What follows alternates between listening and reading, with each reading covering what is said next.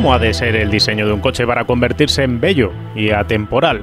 La respuesta a esta pregunta es compleja. Seguramente incluye la definición de la limpieza de líneas, el fiar todo al balance de proporciones, a la calidad de superficies, huir de aderezos innecesarios.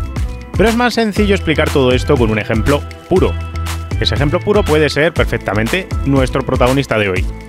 Yo soy Guille García Alfonsín, esto es Power Art con la energía de Total Energies. Esta es una pieza más de nuestra serie de Cuando soñábamos con cupés. Hoy con este precioso usado sí pero interesante, un Peugeot 406 Coupé diseñado por Pininfarina con el V6 debajo del capó delantero.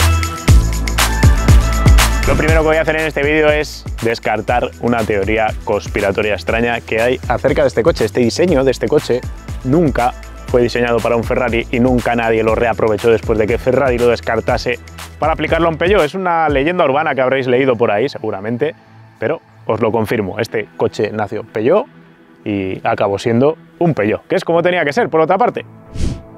Peugeot y Pininfarina hoy no colaboran, pero tiempo atrás lo hicieron estrechamente muchas veces, creando muchas joyas. El primer fruto de su asociación fue el 403 de 1955, el coche del teniente Colombo, sí. Las compañías siguieron colaborando, asistiendo Pininfarina en casi todos los proyectos de Peugeot como concursante para ofrecer una propuesta de diseño. A veces ganó, otras no, como el caso del 205, que no fue diseñado por Pininfarina.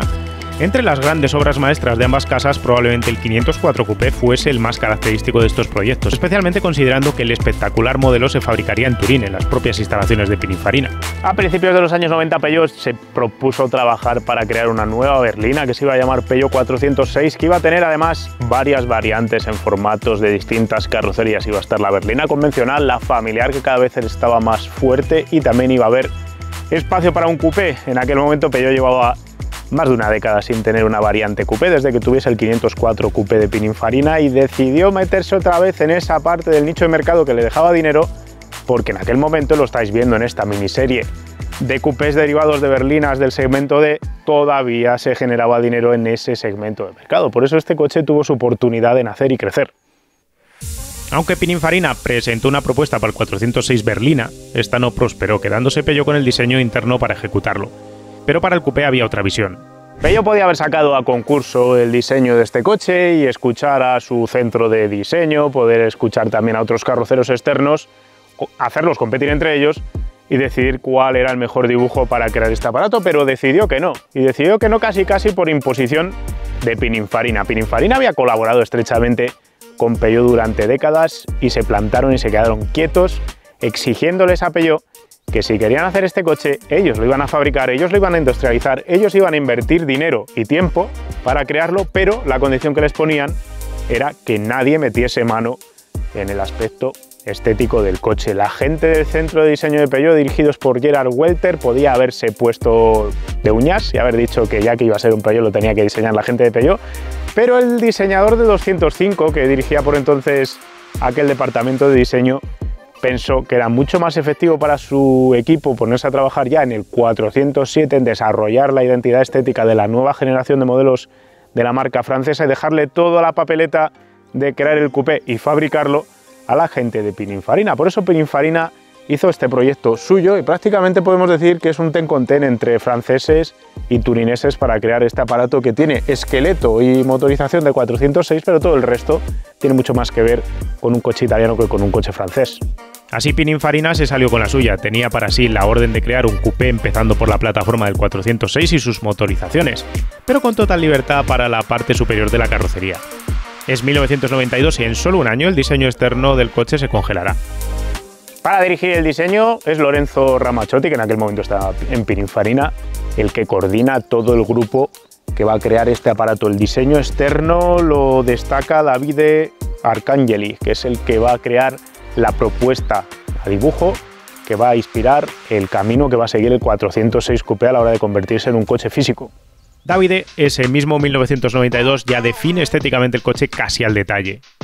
Se inspira en las proporciones maestras del 504 Coupé, inspirándose por tanto en la línea de cintura, el techo de finos pilares A y C, la forma de estos últimos pilares C, ese corte de la luneta posterior que queda remetida hacia adentro, mostrándose estos como unos arcos arbotantes de una catedral. El trabajo de Arcangeli solo tiene 2 o 3 detalles que no se transferirán de los dibujos originales al coche final. En varios bocetos juega con la línea de músculos sobre las llantas delantera y trasera en forma de línea acuñada. En ellos también aplica unos faros más grandes que los finalmente empleados, menos cabreados, plegándose por encima del borde del capó, con un diseño que luego veremos años después aplicado a otros modelos de la firma, de hecho. Las otras propuestas de diseño interno de Pininfarina muestran coches mucho más dinámicos y complejos, con trabajos como el de Mauricio Corvi más orgánicos y con un tercer volumen claramente más alto. Y al final, quitando esos pequeños detalles que os acabo de comentar, Davide vio su dibujo convertido en un coche de verdad, prácticamente sin modificación alguna. Por delante el diseño arranca con un afiladísimo capó que acaba en una pequeñísima calandra donde se enmarca el logo de Peugeot como un ornamento. Los faros se afinan y se afilan bajo una capa de policarbonato con un diseño que los conecta con la mirada del 406 Sedán, pero escalados y miniaturizados. El paragolpes se suaviza y curva al extremo, la boca de admisión para el radiador tiene el tamaño justo y necesario y se evita a toda costa agresivizar la estampación agrandándola. En vista lateral vemos un juego sublime de proporciones, difícil de conseguir sabiendo que Peugeot había fijado las cotas como la batalla o los voladizos para que se utilizase la plataforma del 406 Sedán. El trabajo de Pininfarina aquí resulta excelso a la hora de ejecutar un coche cuya línea de cintura en primera instancia parece ser una mera línea horizontal ascendente hacia atrás, pero que en segunda instancia, cuando uno se detiene a analizarla más en profundidad, descubre un arco sobre el paso de rueda delantero, la conexión ligeramente ascendente hacia el pilar B y luego el arco sobre el paso de rueda posterior. La maestría de Pininfarina aquí está en la superficie continua que genera todo el hombro con una agradable y suave curva de redondeo y un formato convexo extruido longitudinalmente para crear toda la estampa lateral del coche, donde solo los pasos de rueda rompen la visual con un toque también maestro al juzgar con el reflejo al suelo para partir justo la curvatura de los mismos, que se conecta horizontalmente a través de la batería del coche. Hay lugar para una talonera que acerca el coche al suelo y se integra además un elemento que realmente no estaba en el diseño original, una protección de plástico para la chapa lateral, que es el único elemento criticable en esta vista, toda vez que rompe la limpieza visual del coche. El arco del techo es una obra maestra. El pilar A se ve inclinado y fino, con un trazo curvo para cortar las ventanillas laterales, mientras la línea de techo es trazada primero en horizontal para luego lanzar el pilar C simétrico a la inclinación del pilar A. Hay arte en 2 aspectos más que quiero destacaros. Uno es el diseño del punto A. Si os fijáis, se juega con un capó que se curva hacia los lados para hacernos ver la aleta más baja de lo que en realidad está este punto A. Como este punto A es estructural y tenía que conservarse en una posición concreta, pues lo que hacen los diseñadores de Pininfarina es jugar visualmente a doblar el capó para que nos quede la sensación de que el coche es más bajo de esta zona de lo que en realidad es. Y el segundo punto característico que os quiero explicar aquí es el punto C. Aquí lo que tenemos es un punto C peculiar porque justo intersecta con la aleta donde la curva de la cadera cambia. Si os fijáis en las fotos originales del coche os va a dar la sensación de que toda la evolución de la superficie lateral es una única línea prácticamente acuñada hacia atrás recta, pero en realidad no lo es.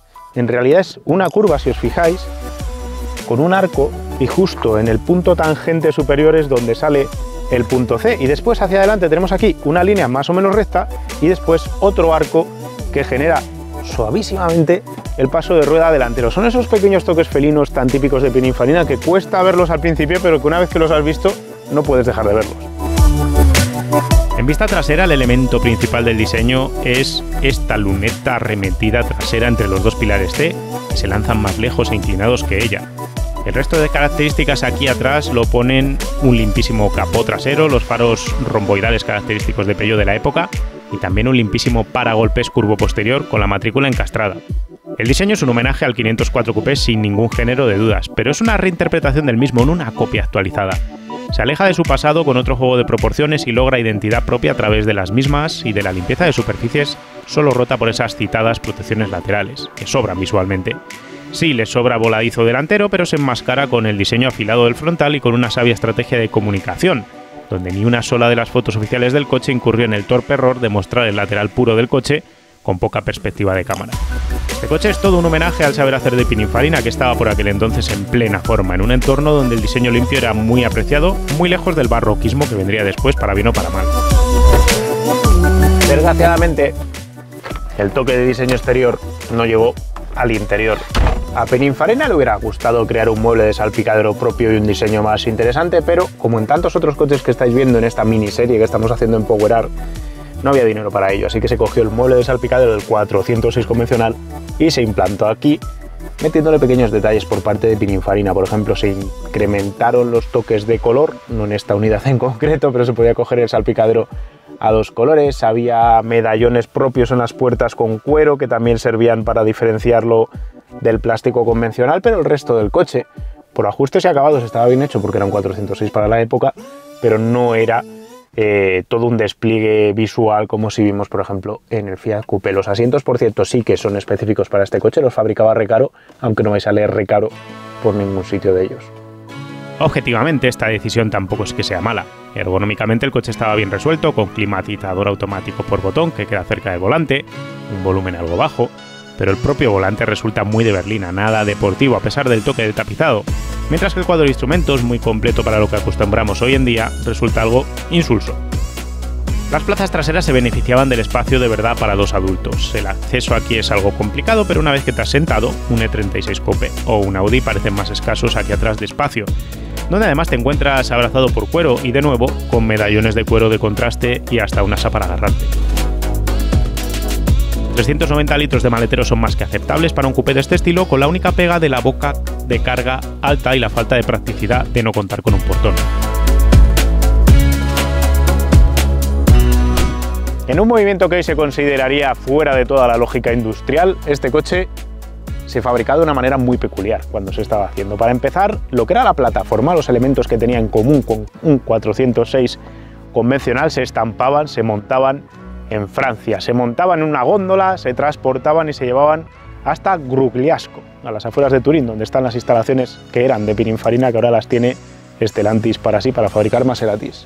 Allí lo que se hacía era maridar el coche con otra serie de componentes en forma de carrocería estampada en otro proveedor que había de Turín. Así que se cogía la plataforma de abajo de chapa de acero estampado en Francia y se le ponían otras chapas de acero estampadas, en este caso en Italia. Cuando eso ya estaba montado, se pintaba, se trataba la carrocería y se llevaba a otra planta, en este caso en San Giorgio Canavese, a 40 kilómetros de la de Grugliasco, y ahí se le montaba el motor, los interiores y se terminaba el coche. Nada más y nada menos que cada 13 horas salía un 406 Coupé nuevo, o sea, un coche costaba 13 horas montarlo, pero el problema que le veo yo a todo esto no era tanto el tiempo de producción, sino todo ese lío logístico de transporte de piezas y maridar componentes que venían de distintos sitios para crear un coche en una zona final, algo totalmente fuera, como os digo, de la lógica industrial ahora mismo que tenemos en el sector de la automoción.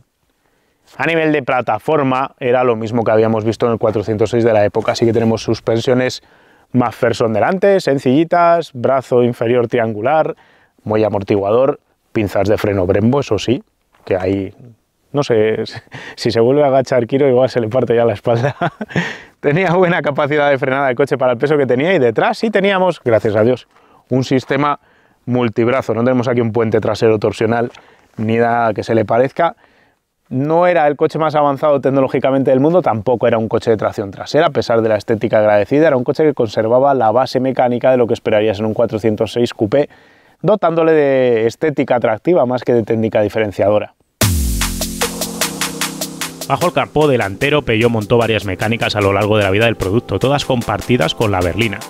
Así, en el momento del lanzamiento había un 4 cilindros de 2 litros atmosférico de la familia XU, de 2 litros y 132 caballos, que sería cambiado por otro 2 litros, también de 4 cilindros, pero con 136 caballos de una familia distinta, el EW.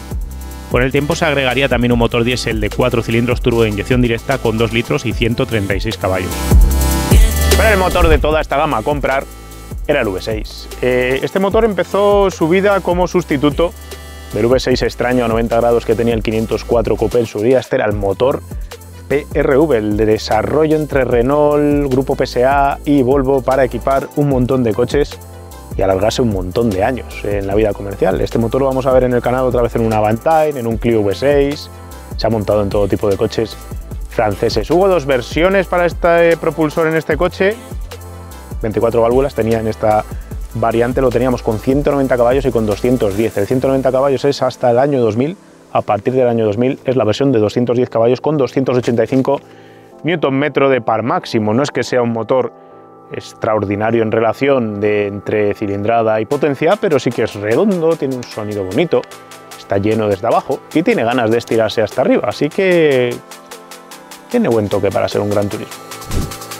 Cuando era nuevo el 406 V6 Coupé original de la versión pre-restyling, hacía el 80-120 en 5 segundos, batía los 230 km/h, hacía una punta de 235, hacía el kilómetro con salida parada en 28,7 km y el 0 a 100 lo cortaba en unos 8 segundos. No es que sea un coche rompecronos, pero realmente son cifras de un Gran Turismo tradicional de la época. Dinámicamente, especialmente con el motor V6, este coche era rápido, pero no necesariamente deportivo. Era un coche de estos de piernas largas para conducir por autovía, autopista, aprovechando el motor, y aunque se nota claramente más ligero que cualquier coche moderno que te puedas echar ahora a la cara de este perfil, sigue sin ser un devorador de curvas empedernido, a pesar de tener la fluidez típica de un Peugeot a la hora de copiar baches de asfalto. Y te digo esto del tema de que es un coche más Gran Tourer y más de conducción tranquila y confortable que de ir al ataque por decisiones como la puesta a punto, por ejemplo, de la dirección asistida, que va súper asistida. Va tan asistida que al final te borra cualquier atisbo de feedback o cualquier atisbo de trabajo de peso a la hora de meter volante cuando estás cargando el tren delantero, lo cual te borra también cualquier tipo de información. Te da la sensación de que el coche va a pasar por cualquier sitio sin ningún tipo de dificultad y sin aproximarte al límite de los neumáticos. Borrarte esa conexión con el asfalto puede parecer un poco extraño en un coche deportivo, pero hay que pensar en eso, que este coche busca ser un Gran Turismo, un Gran Tourer a la francesa, un Aston Martin de precio reducido diseñado por Pininfarina y fabricado en Turín. Ahí es nada. El motor es todo par y músculo desde muy bajas vueltas, sin la traca final que puedas tener en otros motores. Delicioso y limpio en su sonido, empuja cual locomotora, pero no es vibrante o brutal en sus escaladas por el cuentavueltas. Las prestaciones son más que suficientes para mover con soltura el coche y acercarlo a esa punta que os hemos citado, ayudada por la aerodinámica de una superficie frontal escasa. Y es que en un coche donde no se llegan a los 200 caballos, ver los 235 por hora llama la atención.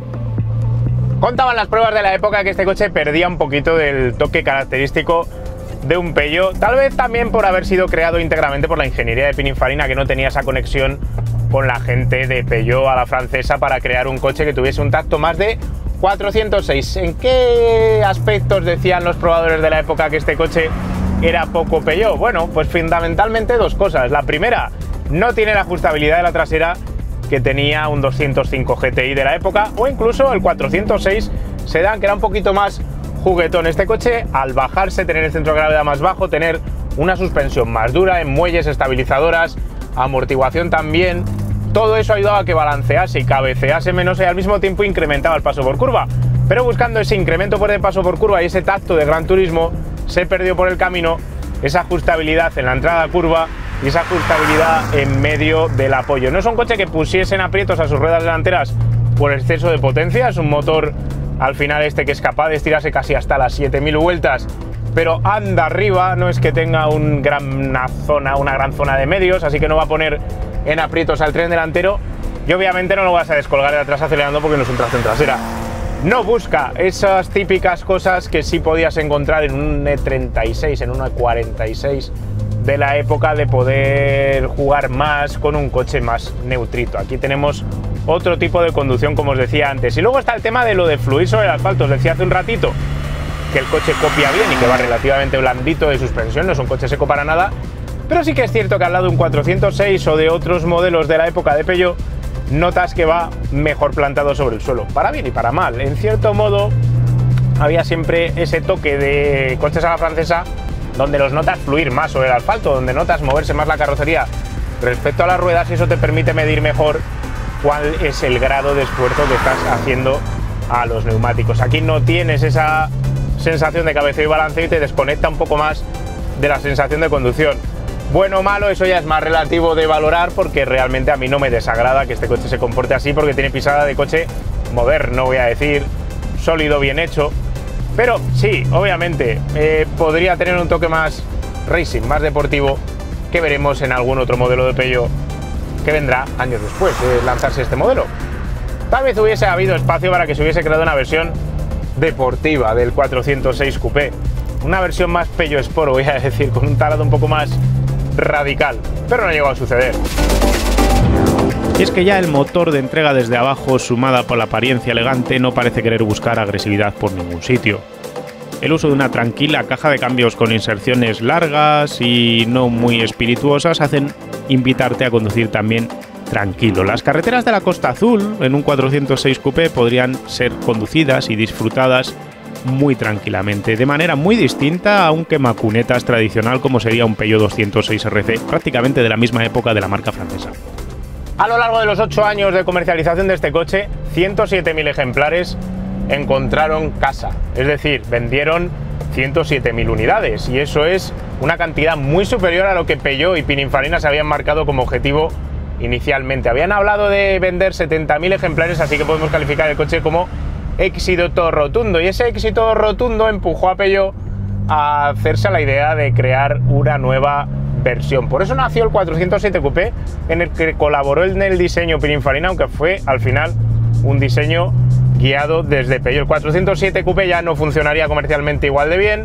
Luego vendría el RCZ, que tampoco fue un éxito comercial, porque en aquel momento el mercado estaba cambiando, ya empezaba a mirar a los SUVs como producto aspiracional, dejando de prestarle atención a los coupés, y Peugeot acabaría dejando de hacer cualquier tipo de vehículo coupé hasta ahora, que va a presentar el 408, que no es otra cosa que una versión con techo caído del 3008 SUV, un coche peculiar que vamos a conocer en cuestión de unas pocas semanas, que Peugeot va a presentar ahora, pero que ya obviamente tiene poco que ver con la esencia fina, gatuna, felina que tenía este aparato, que bebía muy bien de la inspiración estética del 504. Este coche seguía siendo un coupé tradicional. Pena, os lo vuelvo a repetir, que no fuese trasera, sin duda, pero me parece que es un producto de esos que se echa de menos hoy en día, aunque estoy seguro, a ciencia cierta, de que si Peugeot mañana hiciese un coche de este estilo, no encontraría su mercado. En cierto modo podemos encontrar al sucesor del 406 Coupé Pininfarina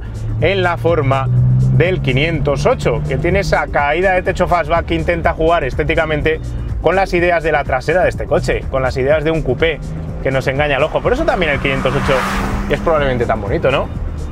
Pero entre tanto, yo me voy a quedar con la sonatina del PRV, que dentro de todos los problemas de fiabilidad que pueda llegar a dar este V6 francés, tiene un bonito sonido V6.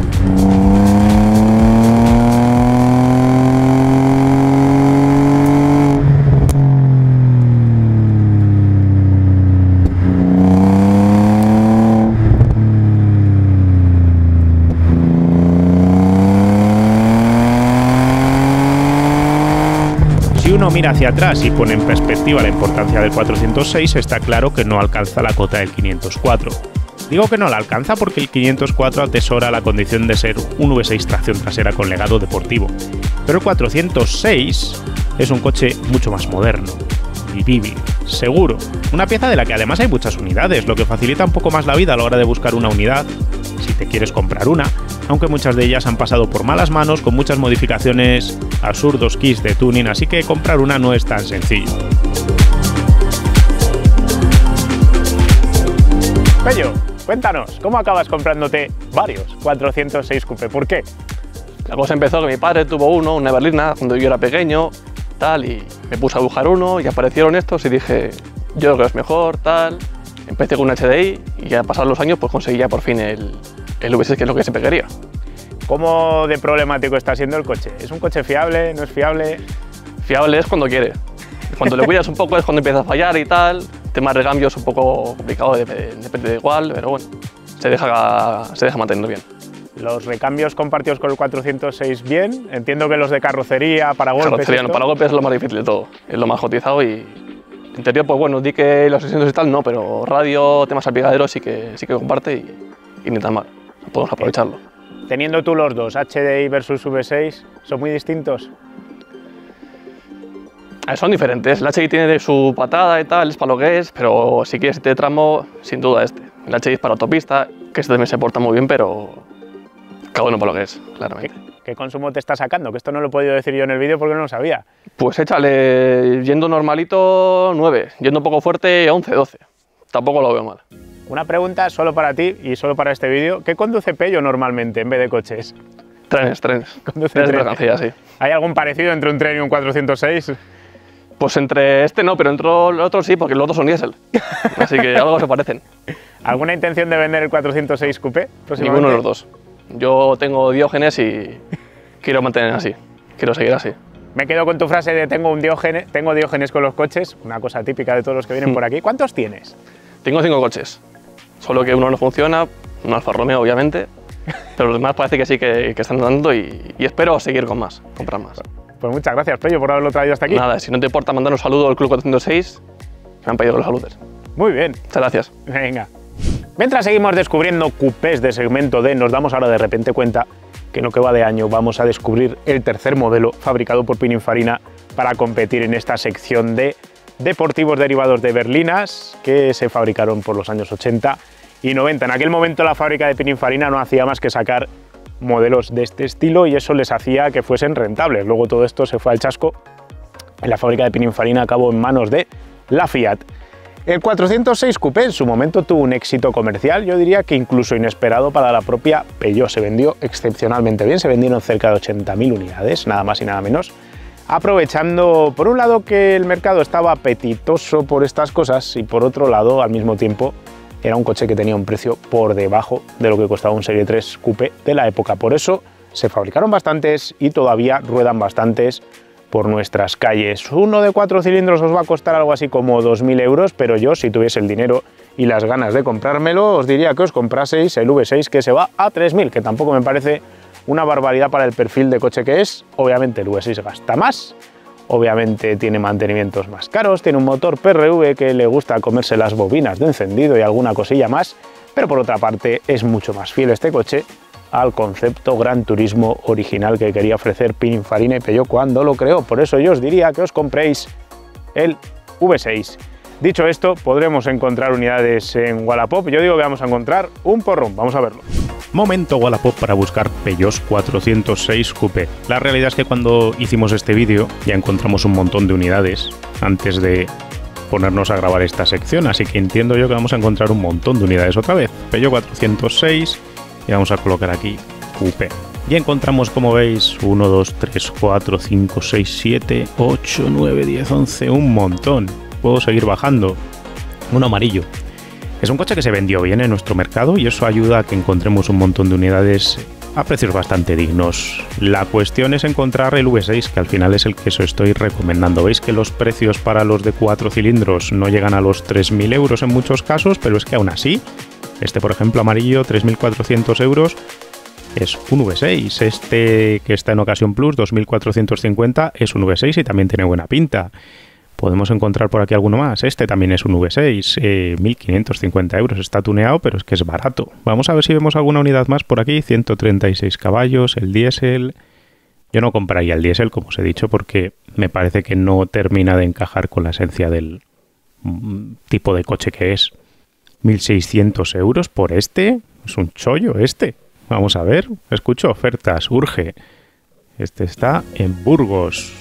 Está sin ITV, tiene un taqué agarrado, el escape caído, el techo caído, no le funciona el cierre centralizado, antiniebla delantero izquierdo roto. Bueno, tiene trabajo. No mareantes, ya empezamos con el no mareantes famoso. Un coche que tiene muchos detallitos para arreglar, pero señores, 1.600 euros. Sí, hay que meterle dinero para arreglarlo, pero parece que, no voy a decir que es un chollo.